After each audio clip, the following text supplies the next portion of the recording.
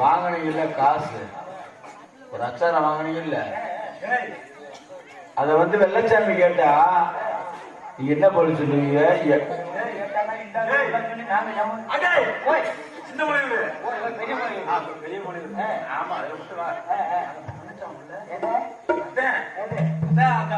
Advance வாங்கினீங்கல்ல,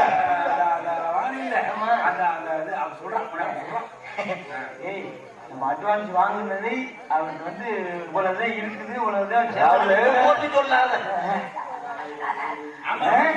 அதாவது பூஜை இருக்குது, அதனால அரே வெள்ளை ஆமாடா அவனுக்கு வெள்ளையா போகுது வந்து பார்த்தேன். என்ன பேசக்கூடாது. சரி சரி.